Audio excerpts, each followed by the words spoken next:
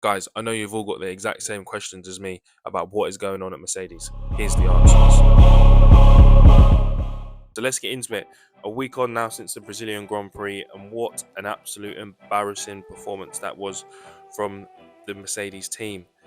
Now, we saw in Austin we had a new floor, a lot of positives around. Lewis was very happy with the floor. He said he could really feel an upgrade.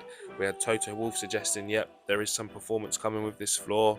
And lo and behold, in the race, Lewis managed to deliver a really strong performance, finishing P2. However, to everyone's shock horror after the race, Mercedes ended up actually being disqualified for their plank being too worn, along with Charles Leclerc from Ferrari. Now, in true Toto Wolff fashion, we blamed this excuse down to it was a sprint weekend, we didn't have enough time to set the car up and to really adjust and to dissect what would happen throughout the course of a race.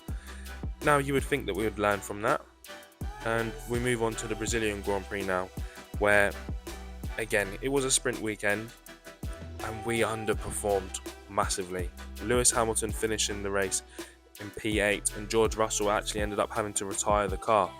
Now, I understand a lot of issues can go wrong during the course of a race weekend and then throw in the mix a sprint weekend, but strategy wise, we've got some of the best engineers in Formula One, and they couldn't even figure it out. So they learned from from Austin, sorry. Surely they would have learned what went wrong and how to set the car up. But no, they was too scared in Brazil and getting the same result of being disqualified.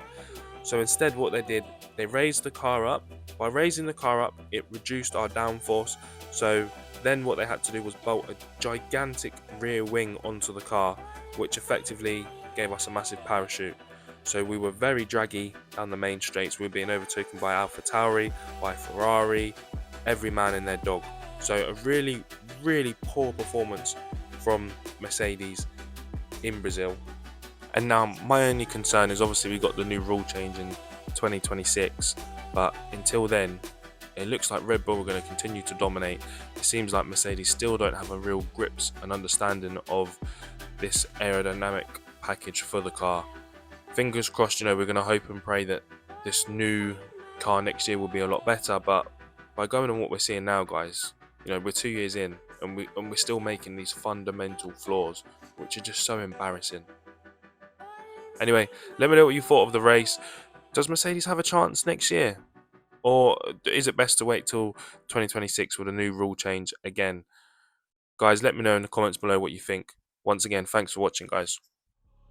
Guys, don't forget to check out my other videos here to the right. Make sure you subscribe.